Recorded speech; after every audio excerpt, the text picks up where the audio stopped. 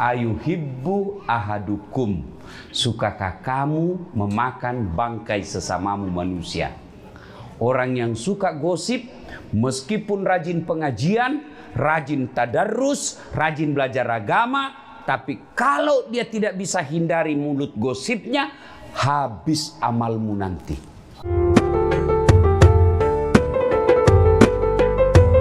Ada saudara kita yang baru masuk Islam, nanti kalau kau dilihat begitu dia bilang, dia tidak hargai ulamanya, ya kan? Nah, simpan dulu, bisa? Nah, Bapak, saudara-saudara sekalian, acara kita temanya Maulid. Kenapa sih kita perlu Maulid? Kenapa? Tiap tahun kita rayakan dan selalu sama temanya. Dengan hikmah Maulid kita teladani Nabi. Dari Sabang sampai Merauke saya ceramah Maulid, sampai kemana-mana sama temanya, meneladani Nabi. Iya toh? Kenapa kita mau teladani Nabi? Adik-adik, saya tanya ini, ya masih muda-muda, siapa anak pertamanya Nabi? Ayo. Tidak ada yang tahu. Siapa namanya anaknya Jokowi? Siapa? Nah, padahal ibu-ibu berapa anaknya Nabi?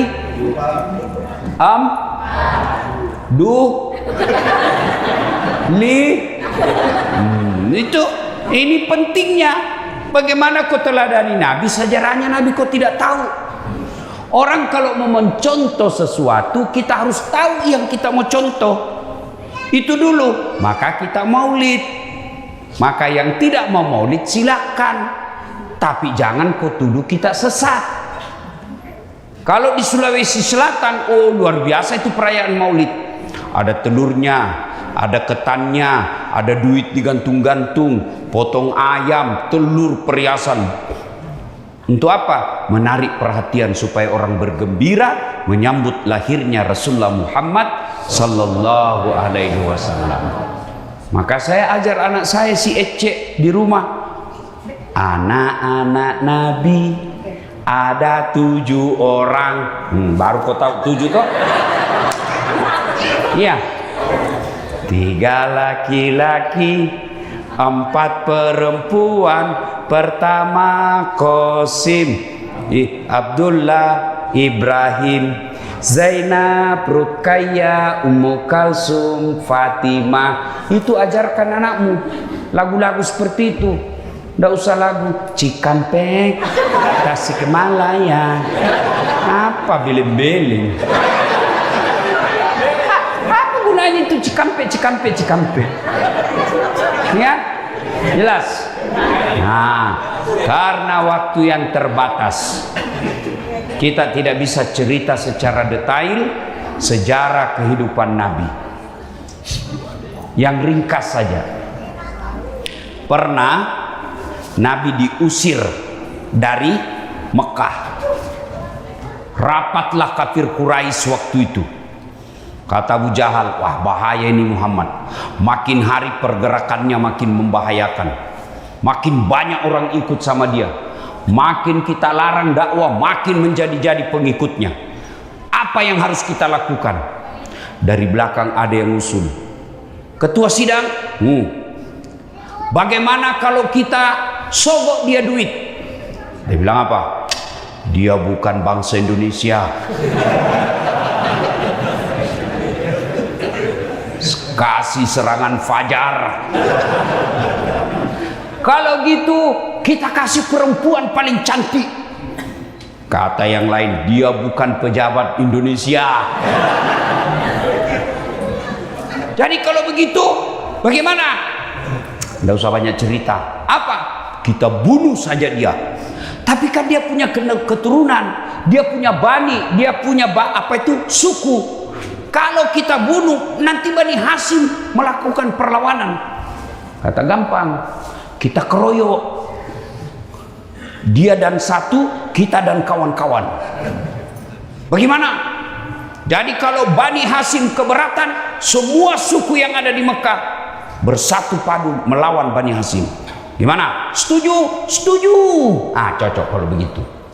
Tapi ini rahasia rapat. Tidak boleh dibocorkan. Siapa yang membocorkan rahasia rapat ini, kita penggal lehernya. Oke, setuju? Setuju. Pulang seorang peserta rapat. Sampai di rumahnya dia cerita ke istrinya. Bu, ada rahasia. Tapi jangan kau ngomong-ngomong. Ini rahasia. Hanya kau yang saya kasih tahu ya. Kau bisa tahan rahasia, bisa simpan rahasia. Bisa Pak, gampang. Diceritakan, besok Muhammad mau dibunuh. Rahasia ya? Oke. Besok pagi pergi beli sayur. Rahasia. Jangan ngomong-ngomong. Apa? Muhammad besok mau dibunuh. Rahasia. Jangan ngomong-ngomong. Yang sudah dikasih tahu, dia pergi lagi ke tetangganya. Rahasia. Akhirnya yang tadinya jangan ngomong-ngomong, akhirnya satu Mekah ngomong. Itulah sejak dari dulu perempuan jangan kasih tahu rahasia. Pasti bocor. Ini.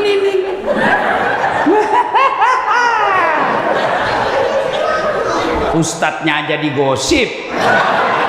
Itu tadi ada saya dengar, itu juga bajunya yang sute-juteo.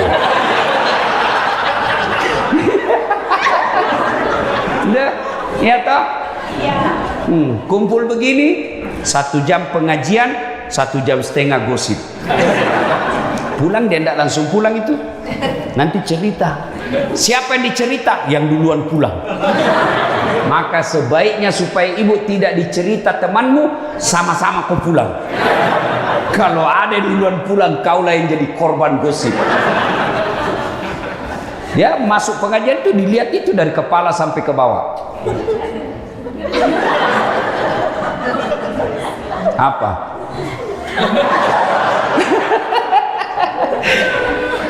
Hikmah pertama, tinggalkan gosip. Masa jauh-jauh tinggalkan di Indonesia ke Osaka hanya jadi tukang gosip. Ayuhibbu ahadukum, sukakah kamu memakan bangkai sesamamu manusia? Orang yang suka gosip, meskipun rajin pengajian, rajin tadarrus, rajin belajar agama, tapi kalau dia tidak bisa hindari mulut gosipnya, habis amalmu nanti. Siapa yang ngambil? Yang kamu cerita kejelekannya. Maka berhenti. Go. Nah, memang tukang gosip. Saya mau bilang go internasional, tapi dia sambung ship. Memang kok tukang gosip. Ya, hei, kalau kau lihat kekurangan temanmu, lebih baik kau ucapkan na'udzubillahi min zalik. Kita berlindung kepada Allah dari keburukan itu. Poin pertama, berhenti. Berhenti gosip. 1. Nah, kemudian ternyata Nabi juga tahu. Dari mana Nabi tahu? Mata-matanya Allah, intelnya Allah. Siapa? Jibril. Dikepunglah rumahnya Nabi. Yang mengepungnya Algojo tukang pukul preman-premannya kafir Quraisy kelas 1-nya. Kepung rumahnya Nabi. Riwayat mengatakan kucing pun lewat pasti kelihatan. Tapi Allah turunkan perintah, lalu Allah memerintahkan Muhammad sallallahu alaihi wasallam untuk membaca satu kepingan ayat dalam Al-Quran. Nabi lewat, tidak ada yang bisa melihatnya. Ada yang tahu ayat itu? Nah, apa bunyinya? Jangan lupa Ustaz. Pasti sudah tahu. Ibu-ibu apa? Waja'alna min baini sadda wa min halfihim fa'agsaynahum fahum Nabi lewat, tidak ada yang bisa melihatnya. Inilah yang dia baca mahasiswa saya ketika ada razia polisi lalu lintas. Ada polisi. Waja'alna min baini aydihim wa min khalfihim lewat, ditilang. Dia datang sama saya, kau pembohong Ustaz. Maksudmu apa? Saya baca itu ayat, saya ditilang. Bukan ayat yang salah, kau yang goblok. Pasti kau ditilang karena kau tidak pakai helm. Inilah juga yang dibaca bapak-bapak kalau terlambat pulang. Padahal istrinya sudah menunggu. Apa kau baca? Kau kira saya tidak tahu itu ayat? Saya juga hafal. Maka ibu-ibu, hafal ini doa supaya tidak mempan doanya suamimu yang suka terlambat pulang. Ibu-ibu juga jangan selalu sangka buruk. Kenapa suamimu terlambat pulang? Supaya ada penghasilan tambahan. Ini kau lihat kasihan ini. Muka-muka kasihan semua ini. Jangan lagi kau tambah-tambah dengan takut-takuti. Hei, hei, kau kira enak jadi suami? Hah? Langsung dia jawab, kau kira juga enak jadi istri? Nah, berarti sama-sama tidak enak. Kalau begitu kenapa kau suami istri? Ya. Jadi Bapak Ibu Saudara-saudara sekalian, Nabi keluar. Tidak ada satupun yang melihatnya. Nabi lewat. Begitu Nabi sudah pergi, baru sadar Abu Lahab. Terbangun mereka. Hai, sergap, masuk. Dibongkar pintunya Nabi, dobrak. Pak. Siapa yang didapati tempat tidurnya Nabi? Ali bin Abi Thalib, sepupu sekalinya Nabi, yang kemudian juga menjadi menantunya Nabi. Ya, sudah. Kemudian disergap, ditarik lehernya Ali bin Abi Thalib. Aina Muhammad? Mana Muhammad? Mana Muhammad? Saya juga tidak tahu. Akhirnya mereka keluar dari rumah Nabi, lalu Abu Lahab bikin pidato. Wahai masyarakat Mekah, siapa yang bisa mendapati Muhammad, hidup atau mati, saya kasih kau hadiah 100 ekor onta betina hamil, tidak ada suaminya. Yang ketawa namanya onta hamil, tidak ada suami. Masa ada onta akad nikah? Kita nikahkan si onta dengan saksi das atlatif. Pelecehan. Cuma sekarang banyak cewek mau saingan sama onta, hamil tidak ada suaminya. Mudah-mudahan kalian semua dicintai oleh Allah. Amin. Dilindungi oleh Allah. Amin. Dilindungi dari laki-laki jahat. Amin. Jangan percaya laki-laki, apalagi kalau dia lagi jatuh cinta. Mulutnya berbisa, lebih bahaya daripada ular kobra. Modal hanya silver coin, modal coklat, bunga-bunga plastik, kamu sudah lope-lope, beleng-beleng. Kemanapun kau pergi, aku akan mengikutimu. Aku akan hidup semati. Pembohong. Apalagi kalau ada istrinya, jangan kau percaya. Apalagi kalau dia dia bilang, ini saya dalam proses perceraian, sebentar lagi saya akan bercerai. Jangan kau terima sebelum ada surat cerainya. Banyak kasihan perempuan jadi korban hanya karena mulut berbisa para lelaki. Yang kau lihat saya, bukan saya. Ya, cewek, kalau ada sama-sama kamu pekerja, kan sekarang nggak boleh lagi disebut tenaga kerja kan? Sekarang disebut pekerja imigran, pekerja PMI. pekerja migran Indonesia. Tak boleh lagi disebut tenaga kerja. Ya. Maka kalian jauh-jauh tinggalkan tanah air. Lalu kau pacaran. Kau pacaran hanya berzina. Kasihan, lebih baik kau suruh lamar dia. Kalau betul kau sayang sama saya, kau pulang ke Indonesia, lamar saya baik-baik. Mahal pulang kampung, kau video call sama orang tua saya, lamar saya sebagai wanita terhormat.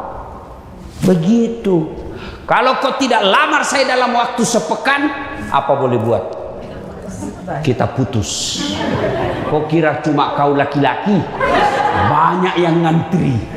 Cuma karena kau sudah belikan adekku motor.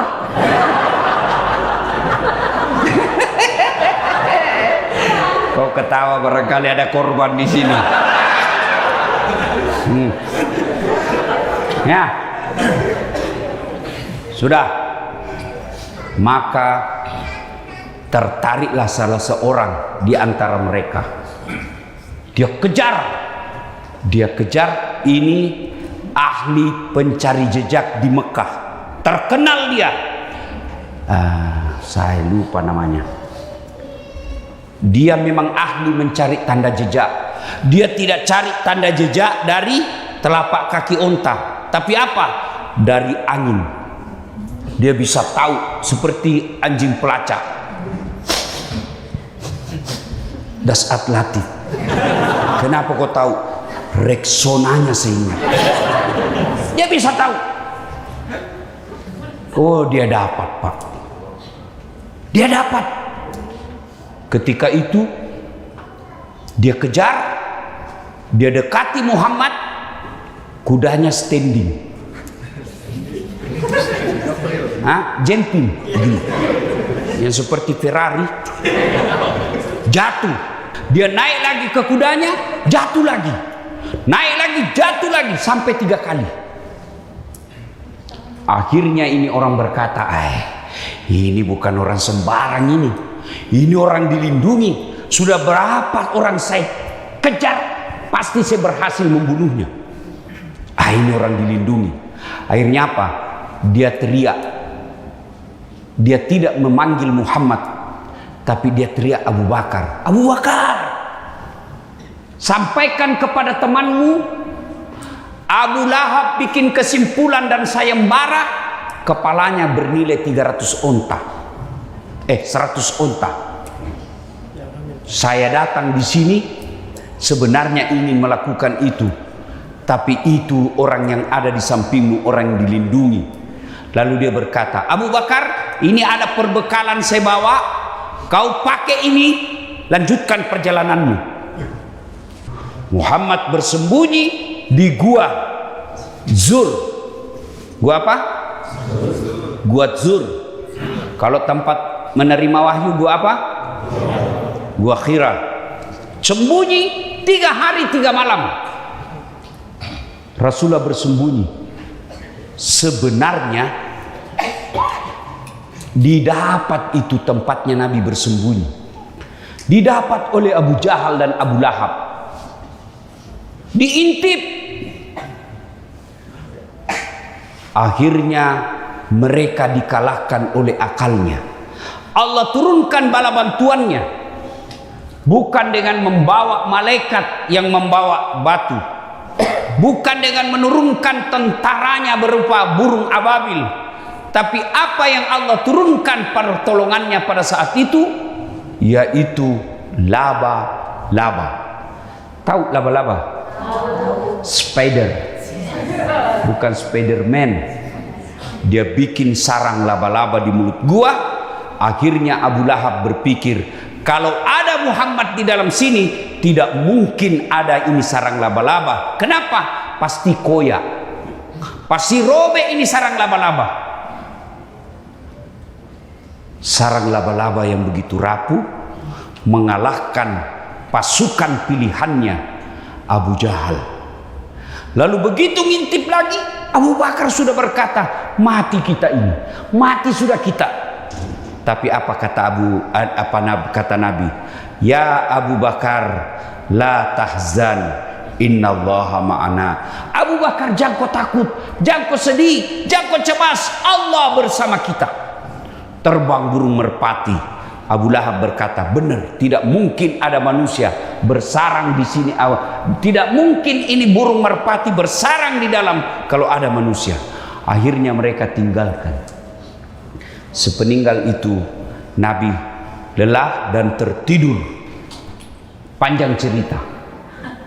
Nabi kemudian melanjutkan perjalanan, lalu disambutlah Nabi di Madinah dengan lagu Tala al-badru alaina min saniyatil wada, dan seterusnya.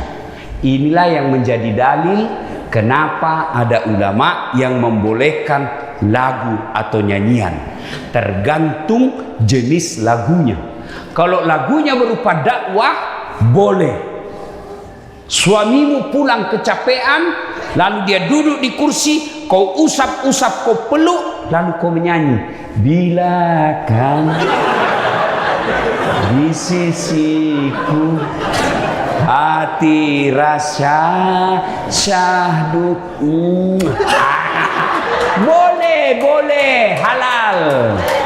Nah, capek, suamimu marah-marah, kamarmu berantakan, kau buka bajumu, lalu kepeluk lagi sambil menyanyi, insaplah, wah, boleh, ya. Tapi lagu-lagu alamat palsu ini jangan, haram. Pikiranku tak dapat ku mengerti, kaki di kepala, kepala di kaki. Nah, pantas kodongo. Kepalamu kau simpan di kakimu, kakimu di kepala. Anda jangan, ndak usah nyanyi seperti itu. Ya. Hei. Nah, apa hikmah dari kisah itu? Abu Bakar Siddiq begitu cintanya kepada Rasulullah sehingga Allah memberikan hadiah kepada Abu Bakar Siddiq, disebut namanya dalam Quran meskipun tidak disebut secara tertulis Abu Bakar Siddiq, tetapi disebutkan lelaki yang bersamanya, dialah Abu Bakar Siddiq. Apalagi penghormatan Allah kepada Abu Bakar Siddiq, Nabi kemudian bersabda ada 10 sahabat Nabi yang pasti dijamin masuk surga. Satu di antaranya adalah Abu Bakar Siddiq. Kenapa? Karena cintanya kepada Rasulullah Muhammad sallallahu alaihi wasallam. Sedulur saklawase. Ada orang Jawa sini? Pasti namanya Margono. Kalau dia orang Sunda, Margana. Kalian Margana Sitorus. Ikai dia orang Batak kalau ada Sitorusnya. Ini bagi ibu-ibu luar biasa, ras terkuat di bumi. Weser kanan belok kiri. Begitu di komplain dia bilang, kenapa kau lihat weser? Mestinya kau lihat setir saya. Bisa dilihat setirmu. Ya, bu, kalau mau bersama Rasulullah maka cintailah Rasulullah Muhammad sallallahu alaihi wasallam. Bagaimana cara mencintai beliau? Gimana cara mencintai Rasulullah? Satu, amalkan sunnah dan perintahnya. Apa perintah Rasulullah? Mohon maaf, maafkan saya ibu-ibu. Kalau ibu mau bersama Rasulullah, maka perintah Nabi, muliakan suamimu. Muliakan suamimu. Jangan kau jadikan suamimu tahanan. Bawaannya ya, tidak boleh. Baru suamimu pergi kerja, di mana kau? Di mana kau? Di kantor, video call. Jangan, Bu. Hei, muliakan suamimu. Perintah agama. Kalian juga suami jangan tipu istrimu. Alasan kerja, rapat, ternyata pergi merapat. Maka yang baik, istri hormati suami, suami sayangi istri. Bagaimana prakteknya? Jangan kasar mulutmu. Apa yang kamu capai? Apa yang kamu mau capai kalau kau hina suamimu? Padahal suamimu lah yang carikan kau nafkah. Tapi suamiku jelek, Ustaz, takdirmu. Allah memberimu jodoh yang terbaik. Kenapa? Karena kalau cakep suamimu, pasti dia malu jalan sama kamu. Kenapa? Karena kau juga jelek. Sudah ngerti kenapa suamimu jelek? Ngerti? Sudah ngerti kenapa istrimu jelek? Karena kau juga jelek. Maka saling menghormati. Ya. Hei. Tutur kata yang lembut. Jangan memaki. Tahu enggak kata Nabi? Ada 4 perempuan menjadi bahan bakar api neraka. Bahan bakar api neraka. Satu di antaranya perempuan yang suka menghina suaminya. Kau suka hina. Tapi kau 4 kali hamil.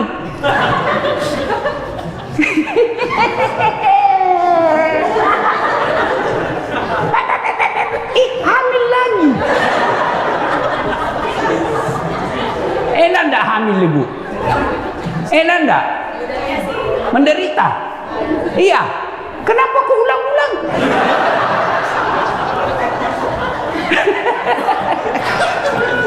Bu, muliakan suami, tutur kata yang lembut, jangan menghina, jangan memaki, syukuri penghasilannya. Itulah istri yang soleha. Kamu juga jangan kau maki istrimu, jelek, tapi 4 kali hamil. Maka yang baik, muliakan istrimu. Kalau kau belum bisa belikan emas istrimu yang lagi di kampung, jangan kau tipu dia. Kau belum bisa belikan rumah yang mewah, jaka kau hadiahkan dengan apa? Tutur kata yang lembut. Kalau kau serumah, bayangkan istrimu tinggalkan kampung halamannya, dia ikut ke Osaka untuk apa? Mendampingimu. Bagaimana mau berkah penghasilanmu kalau istrimu yang baik selalu kau tipu? Makanya jangan sembarang kau tulis nama di HP-mu. Teman selingkuhmu kau tulis teman kerja. Kau ketawa karena ada di situ kan? Kalau kau mau, saya kasih ibu-ibu. Kalau ibu tidak percaya bahwa ada nama palsu, minta HP-nya. Berani kau kasih istrimu? Suruh pegang HP-mu 1 minggu. Berani? 5 menit aja kau sudah kena serangan jantung. Mati.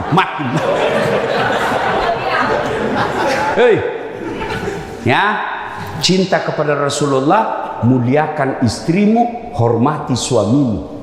Yang kedua, muliakan orang tuamu. Itu perintah agama. Jangan sampai kau jauh-jauh merantau ke sini, lalu kau biarkan orang tuamu kosong rekeningnya.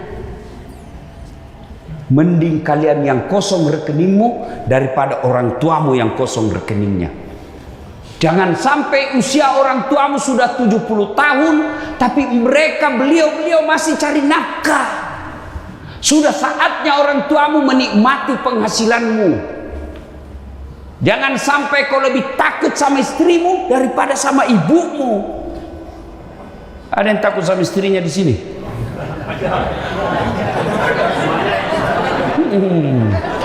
Kalau kau takut sama istrimu, berhenti kau jadi laki-laki.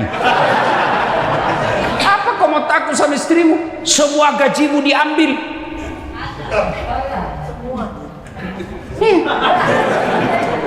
Apain kau takut? Dia ngamuk, Ustaz. Kenapa kalau dia ngamuk? Dia menangis, Ustaz. Tidak apa-apa, bukan juga darah air matanya. Dia pecahkan piring, tidak apa-apa. Piring boleh dibeli lagi. Dia pecahkan televisi, alhamdulillah berhenti dia nonton. Piring, gelas, TV boleh dibeli. Harga diri sebagai suami tidak boleh diinjak-injak istri. Takbir.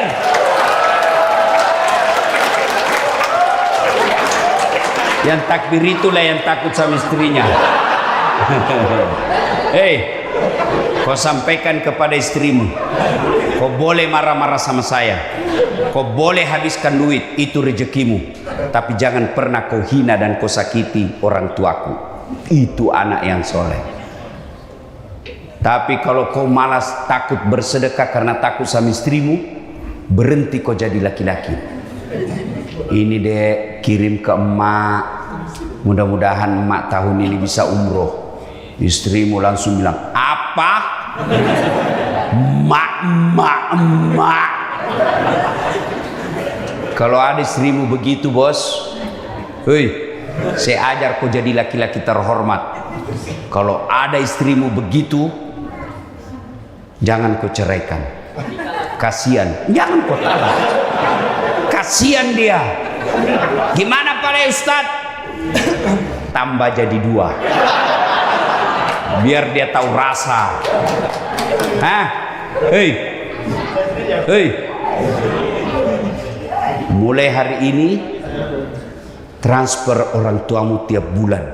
Berikan gajimu yang terbaik biar Allah yang ngatur hidupmu. Ridallah fi ridal walidain, suktillah fi suktil walidain. Ridanya Allah tergantung ridanya kedua orang tua, murkanya Allah tergantung murkanya orang tua.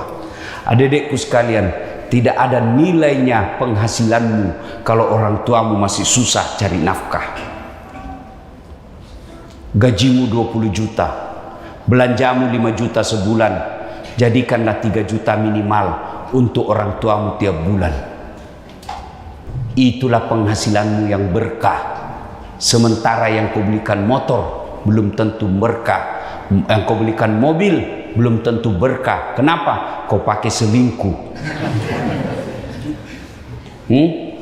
Jelas?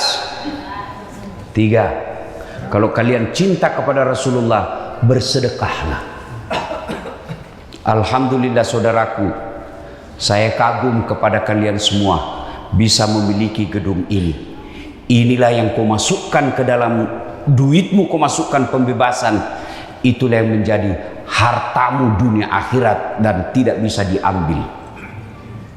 Ibu-ibu, hartamu berupa emas, hartamu berupa permata, belum tentu kamu yang punya. Besok-besok ibu meninggal, siapa yang punya itu emasmu? Istri kedua. Suamimu kawin lagi. Waktu kau meninggal, waktu ibu meninggal dia cabut cincinmu. Ini gaji pertamaku dulu saya. Dia cabut gelangmu, saya ini usia pertama. Dia ulang tahun pernikahan. 3 bulan kemudian dia tersenyum, dia kasih perempuan lain itu cincinmu. Sayang, ini cincin mantan istriku, tapi karena dia sudah meninggal, silakan kau pakai. Kamu sudah disiksa di kubur, dinikmati cincinmu oleh istri kedua. Maka daripada istri kedua yang nikmati penghasilanmu, mending kau masukkan masjid. Ngerti? Hei, kalian yang masih muda, kalau kau meninggal, siapa yang pakai mobilmu? Suami keduanya istrimu. Maka jangan pelit sedekah. Lambat lo di sedekah. Saudaraku punya gaji 20 juta, sisihkan 500.000 per bulan untuk pembangunan masjid di kampungmu. Kamu sudah tidak bisa jadi penghafal Quran. Ibu-ibu sulit jadi penghafal Quran. Lalu gimana caranya supaya punya anak penghafal Quran? Kau danai 500.000 per bulan untuk anak penghafal Quran. Sama hukumnya anak kandungmu. Saudara-saudaraku, tidak usah kau jadi ustadz. Berat. Jangan ketawa, saya serius. Tapi sisihkan penghasilanmu 500.000 untuk ustadz di kampungmu. Itulah hartamu yang tidak bisa digugat orang. Hartamu yang setengah mati kau kumpul jadi rumah. Begitu kau meninggal karena tidak ada istrimu, saudaramu yang perebutkan itu penghasilanmu. Lebih baik kau jadikan penghasilanmu, kau biayai penghafal Quran, kau biayai ulama, kau biayai penceramah. Tiap bulan kau kirimkan 500.000. Darah dagingnya jadi 500.000 itu jadi darah dagingnya. Selama dia pergi dakwah, selama itu kau dapat pahalanya seperti pahala ustadz. Jangan malah kau undang ustadz, kau remehkan, kau tidak hargai, kasih amplop ternyata salah tukar. Saya pernah rasakan ustadz, amplop tertukar ustadz. Saya naik di mobil, saya buka lah amplop saya, alhamdulillah dapat rezeki. Begitu saya buka, susunan acara. Ketawa senangnya ustadz, jelek nasibnya. Hei, muliakan ulamamu. Tidak mungkin agama lain yang memuliakan ulamamu. Siapa? Kalian sendiri. Berikutnya kalian cinta kepada Nabi karena waktu terbatas. Amalkanlah sunnah-sunnahnya. Amalkan sunnah. Kalian yang bisa pelihara jenggot, peliharalah. Karena itu sunnah. Tapi kalian yang kau lihat orang tidak pelihara jenggot, jangan kau anggap dia bukan sunnah. Saya kan dikategorikan tuh di medsos awal-awal itu mulai hijrah, sunnah-sunnah. Saya dikelompokkan. Ini ustadz sunnah. 1, 2, 3, 4. Ini ustadz tidak sunnah. Namaku ada di dalam. Saya tanya, kenapa kau tuduh saya tidak sunnah? Dia bilang, buktinya kau tidak pelihara jenggot. Mau diapa kalau tidak mau tumbuh? Ya mas ya. Nggih. Jadi kalian lakukanlah sunnah sesuai kemampuanmu. Yang mau pakai celana jingkrang silahkan. Tapi yang tidak pakai celana jingkrang jangan kau tuduh tidak sunnah. Berbeda itu indah. Berbeda itu bagus. Dalam sholat aja orang berbeda. Iya. Ada orang takbir begini, Allahu Akbar. Ada juga yang Allahu Akbar. Meletakkan telapak tangannya dan dia lipatnya juga berbeda-beda. Ada yang begini, ada yang begini, ada yang di atas pusat, ada di bawah pusat, ada juga yang begini. Indah kan? Silakan. Jangan kau hina orang yang berbeda. Kamu yang mau begini silakan. Jangan kau rendahkan orang yang begini. Kalau semua benar, yang mana salah Ustaz? Ya kalau kau pakai semua. Allah.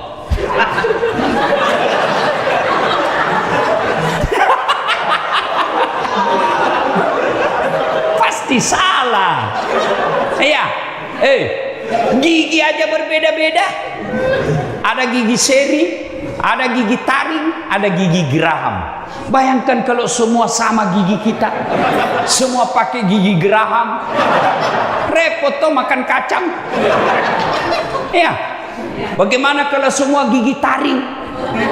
Repot kan makan kangkung. Kapan habisnya?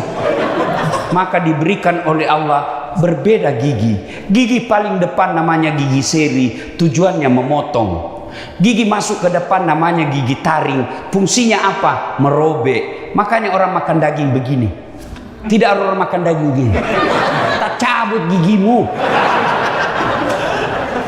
Masuk lagi ke dalam namanya gigi geraham. Fungsinya apa? Menghancurkan. Maka hormati perbedaan. Ya, silakan lakukan sunnah. Yang kuat Senin Kamis, laksanakan puasa Senin Kamis. Lakukan sholat tahajud, sholat duha di pagi hari. Kalau kau tidak kantor di pagi hari, jam 8 kau sholat duha. Selesai sholat duha kau berdoa, ya Allah bukakan rezekiku. Ya Allah di sini saya cari nafkah, tapi saya tidak mau mati di sini ya Allah. Saya datang ke sini cari modal. Mudah-mudahan setelah cukup modal, saya kembali ke kampungku. Saya hidupi keluargaku, saya hidupi ibuku. Saya ingin wafat bersama ibu saya. Masa si Allah tidak kabulkan? Tiap hari kau lakukan berdoa seperti itu, masa Allah tidak kabulkan? Padahal Allah sudah katakan, ud'uni astajib lakum, minta kau kepadaku, pasti saya kabulkan. 5 kali kau minta sehari, masa Allah tidak kasih? Kamu minta saja sama saya 5 kali, pasti saya kasih. Kenapa? Capek sudah saya dengar kau minta-minta. Ambil aja, capek sudah. Ya, saudaraku, ibu bapak, saudara-saudara sekalian, cintai Rasulullah dengan mengamalkan sunnah-sunnahnya. Termasuk sunnahnya Rasulullah adalah senyum. Sunnah. Kalau kau tidak bisa kasih temanmu duit, kasihlah dia senyum. Jangan ketawa, saya suruh sini. Kau sudah tidak kasih duit, kau gosip pula. Sudah kau gosip, mukamu jelek, maka senyumlah. Dan itu hebatnya, itu senyum. Coba amalkan itu. Biar kau tidak kenal orang, kau senyum, pasti dia balas senyum. Meskipun tidak kau kenal, tidak ada orang kau senyum, senyum, pasti orang gila. Senyumlah, karena itu adalah sedekah. Tutur kata yang lembut. Oh, sudah tanda-tanda harus habis ini ya. Nah, saudara-saudara sekalian, karena waktu terbatas, ini saja tausiah kita. Kalau apa? Masih mau dengar ceramah saya? Masih? Lanjutkan di YouTube. Masih bisa ceramah dengar 2 jam? Bisa ibu sampai jam 4? Bisa? Saya yang tidak bisa. Karena kita akan lanjutkan pada perjalanan dakwah yang berikutnya. Semoga Allah merahmati saudara-saudaraku sekalian. Semoga Allah melindungi kalian dalam cari nafkah di tempat ini. Tidak ada ingin mencari nafkah jauh-jauh dari tanah airnya, jauh-jauh dari keluarganya, tapi Allah memilih kalian semua. Kenapa? Karena Allah tahu kalian mampu memikulnya. Silakan cari nafkah di sini, tapi jangan lupa kuatkan ibadah. Kalau kalian cari nafkah saja, mengabaikan sholatmu, mengabaikan ibadah, maka dunia ini tidak ada artinya di sisi Allah. Kalian akan hina mencari nafkah. Bisa jadi kalau kalian cari nafkah, menghalalkan segala cara, kalian akan menjadi pengejar dunia. Dan tahu mengejar dunia itu seperti meminum air laut. Makin diminum, makin haus. Makin diminum, makin haus. Orang yang mengejar dunia tanpa mengingat akhiratnya, maka dia akan kehilangan dunia dan kehilangan akhiratnya. Demikian, mudah-mudahan ada manfaat. Lebih dan kurangnya mohon dimaafkan. Usikum wa nafsi bitaqwallah. Assalamualaikum warahmatullahi wabarakatuh.